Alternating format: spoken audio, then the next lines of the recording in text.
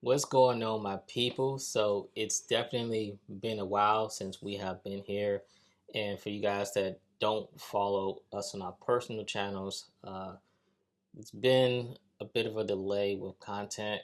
There was a near-death experience that just happened, so we're going to talk about that today, and talk about just life in general as well. Yep. So for those of you, who has been following T and myself, this should come to no shock. But you do know that T and I, we always try to go above and beyond with everything that we do. Well, that became problematic last Friday when everything just came to a screeching halt. I was I had gotten up to go to the bathroom in the middle of the night. It was about 4 o'clock. And interestingly enough, I was going in to see one of the clients. And I went to the bathroom and it was a whole bunch of blood everywhere. T was still asleep. And I just was looking, I was like, what in the world? It was just so much blood. It was, I mean, everywhere, like everywhere, toilet floor, everything. So in my mind, what I was going to go do, I was headed to go clean it up and clean myself up. But I started to feel a sharp pain come from the bottom of my feet, felt like through my stomach and hit my chest. So then that's when I immediately thought, and keyword thought, that this happened. I thought I went to go sit down in the chair and turn down the heat. But to my surprise, that is not what happened. So Jack never made it to where she thought, like she was just saying keyword thought, where she was headed, nor turned down the heat. In fact, I heard heavy breathing while I was asleep. I'm just hearing heavy breathing, like very, very heavy breathing. And then I hear a big boom, and I just jump up. It was like maybe like 4:18 or something like that. 4:18, and I jump up real quick and I look straight ahead at the bathroom door. I see that it's closed, and I look beside me and I don't see Jack. So my immediate thought was that something happened. She fell. So bathroom door was closed. I immediately rushed directly straight to the bathroom door, and that's where I found Jack. Um, she was basically like slumped over on. We have a tub. What is that material? Style. It's towel. Um, she was on that tub like this and sliding down, and I made it there in good timing because I was able to put my hands like underneath for her, hitting her head basically on the floor. So she was out. As I was calling her name, Jack Jack. She was out, and so I immediately had to call, 911 to get an ambulance on the way. Um, in our neighborhood on the address, we have these speed bumps, frequent speed bumps, and this is something that I don't really like much about HOAs. They added all these speed bumps, so many speed bumps that it's like back to back to back to back to back to back. And so the ambulance took a great length of time to get here. Um, Also, with that, when they arrived, they told me that okay, yeah, we'll tell you where they're taking her because I asked where you guys taking her was the hospital because it's 4 o'clock in the morning. I've got, you guys know we got kids, and they said okay, we will let you know where we're taking her. When they got her outside, it was okay. Hey, where are you taking her? Oh yeah, to the local hospital. What local hospital? Because we have a hospital that's 10 minutes away going to the right. We have one 10 minutes away going to the left. We have one that's about 14 minutes. We have one that's about 13 minutes going this way. What hospital? Oh, we'll let you know. And so when I came back in, I rushed back in to get the kids up so I can take them. And by the time we made it down, I hear the vehicle pulling off, they were already taking off. Now, so we had to basically zoom over those speed bumps and got to the exit of the neighborhood, and I looked both ways, and I had seen the ambulance down the street, and that's where I was able to catch up with them. And I know when we got to the hospital, when they were pulling Jack out, I saw Jack looking over there. I can't see that good. My vision's not that great, but I saw Jack like looking over there at us. You can recall remembering that. Yeah. So by that time, they had given me an IV in the ambulance, and I was starting to wake up. I seen T. Well, I didn't see T. I seen the car, and but I was still very, very weak. I mean, as you can tell, I'm weak now. Still haven't really fully recovered, but I remember seeing him. But the whole time, like T mentioned, is I'm wondering, did they tell T? They told me they did. Obviously, you just heard T say they didn't.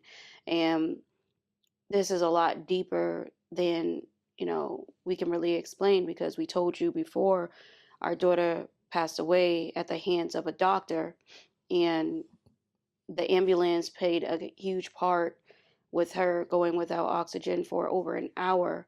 It's a very long story, and it's not this story, but all of this is playing in the back of my head while I'm in the ambulance, kind of like trauma happening and going into that hospital.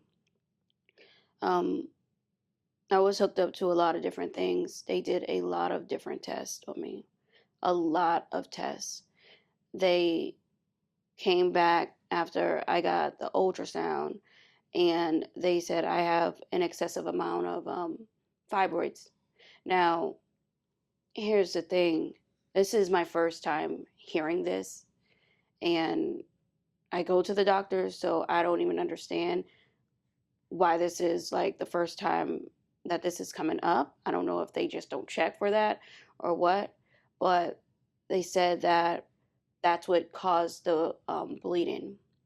And the scary part about it was what I was describing, what was happening is somewhat similar to a heart attack. I don't know if they just didn't tell me with a heart attack or not, but my blood count was way too low. It was a 6, and they said it was supposed to be at a 12 to 14.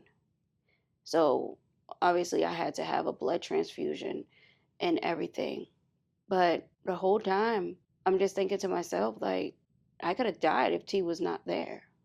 And you guys know that we're like, just because of our lifestyle and stuff, me with clients, T has his contracts. If he was in Virginia, Hmm. I possibly wouldn't have been living right now. Yeah, because this was around the time too that I was Yeah, supposed to that the been contract actually starts. headed back there if I was going to take it to So, begin that starting first week of February. So I mean, this is the thing too. We talked about how with the ambulance, how they didn't even tell me when they were taking her, but it got even worse because when I got to the hospital, well, got through to the ER, they said you can't come back here, and I was like, what do you mean? They said, yeah, we have a policy where only 2 people can come back, and so I said, well, can you talk to your supervisor, or I talk to your supervisor? And so she said, hold on. She go to the back. Hey, I talked with my supervisor. She said, yeah, that's the policy. So I'm like, well, why can't I talk to the supervisor? Because I want to see that policy in writing. Because when you're talking 2 people, are you talking about 2 adults here? Because it's 1 adult and these are, our children. And this is it. I explained this is the location, our last destination, basically because of the military. Um, and it's still, they weren't hearing it. I'm like, I gotta get back there to check on her.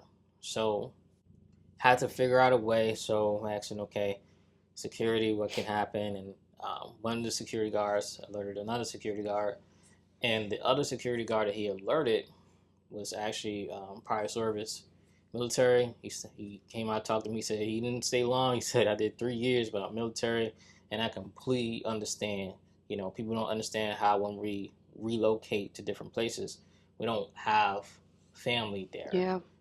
It's just us, like our previous name. Mhm. And so he said, let me talk to them.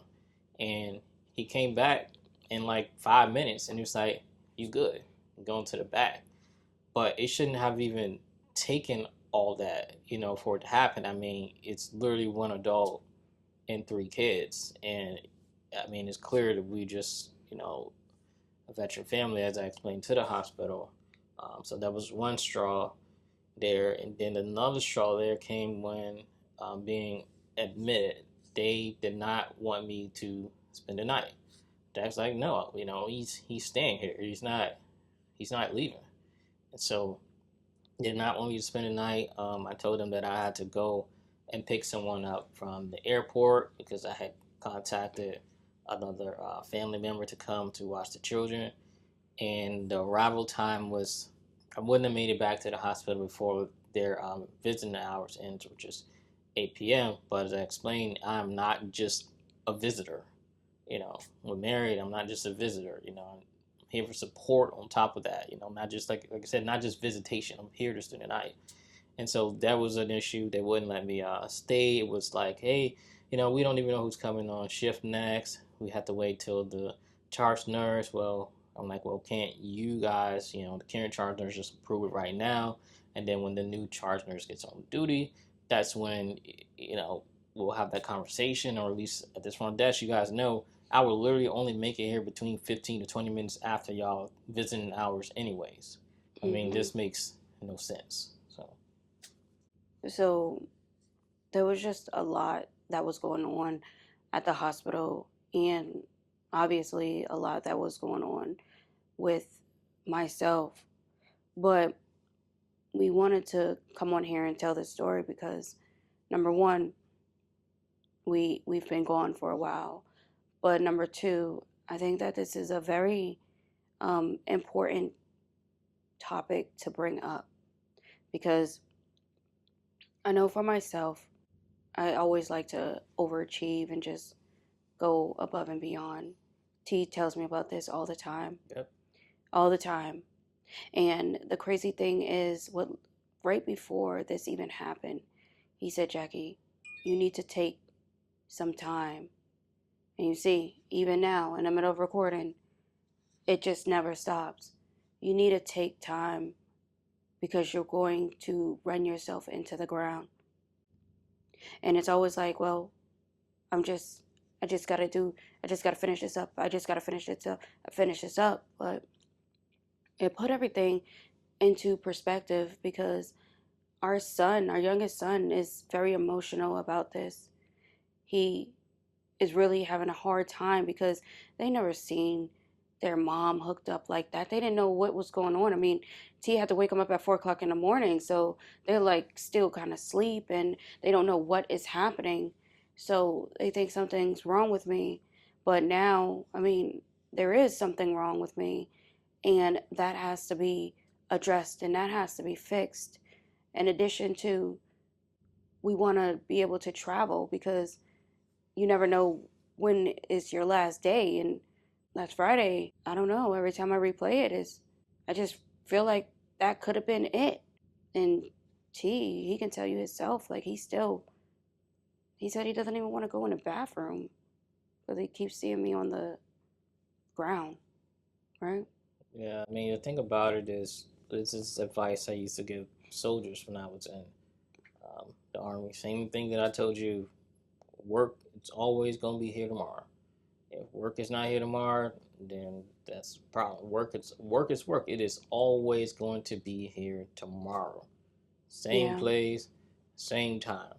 It's going to continue. yeah. So, it just advice to anyone out there: take that, and don't just get too caught up in just work, work, work, work, work. You Hmm. gotta have a break. And that's the reason for work life balances. And that's why we talked about in another video about how certain countries really, really praise that. They really have work life balance. And in certain locations, it sounds good only, but it's non existent. They don't care because even after that that incident, it's like her the people that she worked with, it was just like, oh well, back to business. Hey, we need this. Okay, you good? Yeah, let's hop back on this. And it's like But they didn't even that's not call. even But they didn't. No one called. they didn't call. Yeah, and that's not even no time to even recover. I mean, Yeah. look at the fact even like when people pass away, look at how many days they give you off. It's like 2 to 3 days or something. Yeah. Some companies Things, don't have a bereavement yeah, process either. it's just it's horrible how things are. But with this, I mean, it's shedding light on really taking care, of self. Shows, again, why we haven't been on the channel doing things for here as much. Because I mean, it's a lot. We have our own personal channels, and then this channel as well, plus everything else we got going on. You know, on top of that, shed light on what happened with the whole experience with the hospital. And like Jack said, it reminded because with our daughter, you guys know about that. How they took an hour on the ambulance. She had no oxygen, so a lot's been going on. So Yeah. just wanted to put out this story because Jack shared it on her story, on her channel, and people were questioning what's going on. So just wanted to talk Yeah. about it a We bit. we wanted to give more details on our personal channel. Um, T and I were gonna go live, so we'll probably be able to answer a lot more questions because I know some people have been asking us when are we going live again. So this will be the perfect time to address anything that is going on. And obviously, this has put a damper in the timeline to travel um, because we had moved it up and we said we was leaving very soon, like really soon, like 2 months soon. Yeah, So we're we're leaving in moving two in two months. months, but that cannot happen.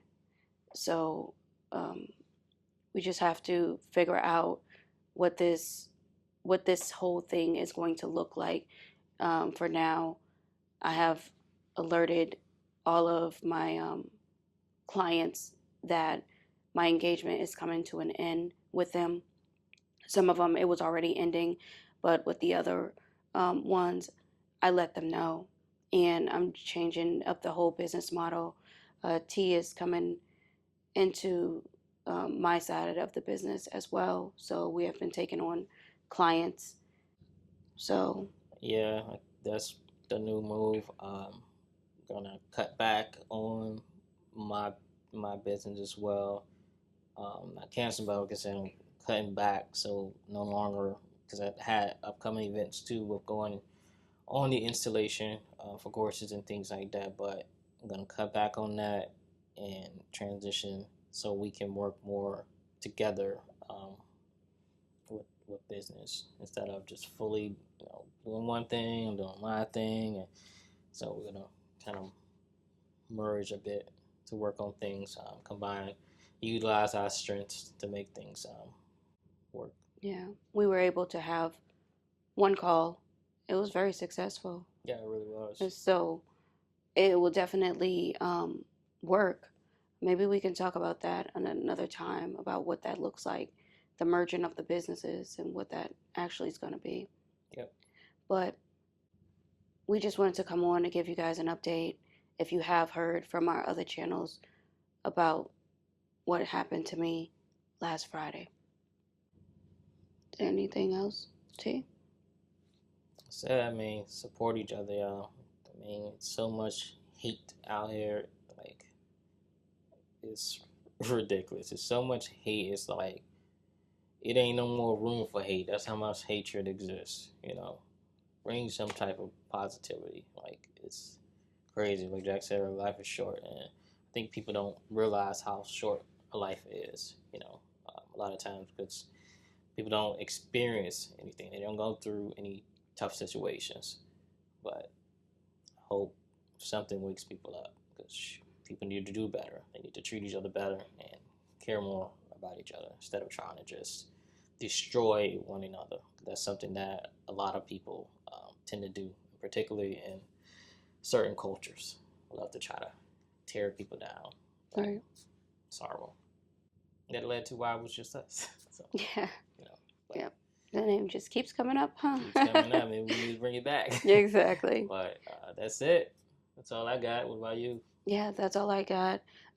Thank you for the support for those who have reached out on my personal channel. I really do appreciate it. And hopefully, we will get over this hurdle so we can go back to business as usual. Yep. So, like we always say, until next time, peace out. See ya.